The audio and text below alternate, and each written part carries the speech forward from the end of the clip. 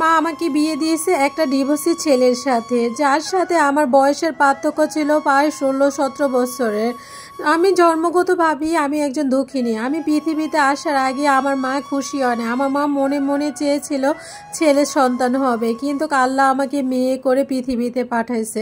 আমাকে লালন পালন করে বড় করছে, আমাকে ভাতের মার খাইয়ে বড় করছে। আমার মা কখনো বুকের দুধও খাওয়াতে চাইতো না আমাকে।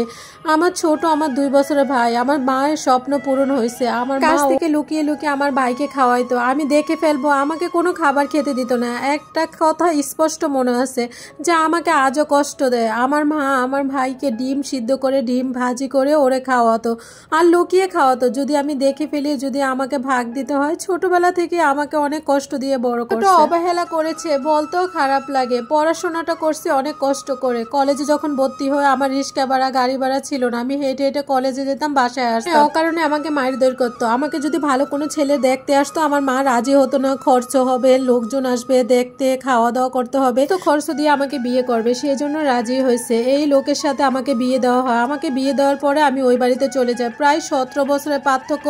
ওই লোকের সাথে মানিয়ে নেওয়ার অনেক চেষ্টা করছি। হুজুর টাইপের ছিল, অনেক নামাজ পড়তো, আমি 5 ওয়াক্ত নামাজ পড়তাম, পর্দা করার চেষ্টা করতাম। তাদের মতো হতো না। এই কারণে আমার শাশুড়ি উঠতে বসতে বাজে কথা বলতো। আমার স্বামীও কষ্ট দিত। আমি আমার স্বামীকে বলতাম, আমাকে একটু সময় দাও, আমি তোমাদের মতো হওয়ার চেষ্টা করতেছি। আমি যেই লাইনে পড়ালেখা করছি, আমি তো এই কারণে বুঝতে পারি না। আমার হাজব্যান্ড বললো আচ্ছা সময় দিলাম। যাই হোক, এভাবে আমার সংসারটা চলতেছিল। কথা নেই বার্তা নেই, আমার হাজব্যান্ড বিদেশ চলে যায়। আমার শাশুড়ি বললো তুমি বাবার বাড়ি থেকে বেড়ায় আসো। আমি বাবার বাড়িতে চলে গেলাম। তখন আমার শাশুড়ি তার মেয়ের বাড়ি চলে গেল। আর খবর নাই। বাড়িতে গেলে বলে তার মেয়ের বাড়ি চলে গেছে। আমি তার মেয়ের বাসায় গেলে সেখানেও তাদের পেলাম না, তারা বাসা চেঞ্জ করে ফেলছে। আমি 1.5-2 বছর অপেক্ষা করলাম। আমার মায়ের মানসিক অত্যাচার, শারীরিক অত্যাচার আমাকে অদৃশ্য করে দিছে। মাঝে মাঝে মনে হতো উনি আমার সৎ মা, উনি আমাকে সৎ মার চেয়ে বেশি কষ্ট দিত।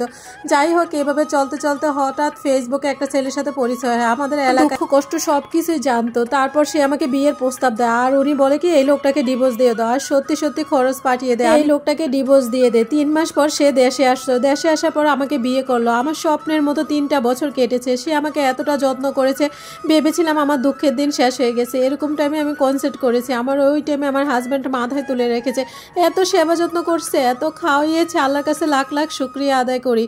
আমি শেষ করতে পারবো না। কিন্তু আমার শ্বশুরবাড়ির মানুষ পছন্দ করতো না। আমার শাশুড়ি ননদ সবাই হিংসা করতো। আমার হাজব্যান্ড কেন এত ভালোবাসে। আমার হাজব্যান্ড কিন্তু একেবারে চলে আসছে। দেশে যে কাজকর্ম করে, এসব করে তার সংসার চালাতে অনেক কষ্ট হয়। সে আবার প্রবেশ দেওয়ার ব্যবস্থা করে, কিন্তু আমার শাশুড়ি 1 টাকা দিবেন না।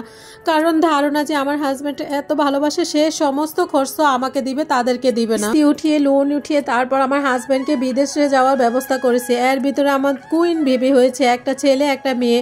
আমার হাজব্যান্ডের এত ভালোবাসা কে দেখে, আল্লাহ সহ্য হলো না এত ভালোবাসা। আমার শাশুড়ি তার ছেলের জন্য হাঁসের মাংস নানা রকমের কিছু রান্না পাঠালো। সেই খাবার পর পর আমার হাজব্যান্ড আজ পর্যন্ত আমার সাথে যোগাযোগ করলো না। কেন জানি সে আমাকে সহ্য করতে পারতো না। সে যাওয়ার পর আমার শ্বশুর শাশুড়ি ননদ আমাকে সবাই মেরে তারপর আমার বাপের বাড়ি পাঠিয়ে দিছে। বাবার বাড়িতে গিয়ে উঠেছি 1.5 বছর। আমি 1.5 বছর বাবার বাড়িতে ছিলাম। পর আমার হাজব্যান্ড দেশে এসেছে। আমাকে সে টোটালি এখন চায় না। আমার হাজব্যান্ড সকালে এসে বিকালে তাদের বাসায় নিয়ে যায়। নেওয়ার পর সে আমাকে এতটা মারে, মেরে মেরে সে আমাকে এলাকার মানুষ ডেকে তারপর আমাকে ডিভোর্স দিয়ে দেয়। তারা নাকি আমার চরিত্র খারাপ দেখেছে, তার কাছে এরকম নালিশ দিয়েছে। চরিত্রহীন কলঙ্কিনী বলে আমার সন্তানদের সহ আমাকে বাড়ি থেকে বের করে দেয়। এবং আমার মায়ের কাছে গিয়ে উঠছে, আমার মাও আমাকে সেখান থেকে বের করে দেয়। আমি আমার সন্তানকে নিয়ে একটা বান্ধবীর বাসায় উঠছি। 2টা সংসার বাঁচানোর জন্য আমি কত যে চেষ্টা করছি। আসলে যেখানে নিজের মাই আমাকে রাখতে পারলো না, সেখানে অন্য মানুষের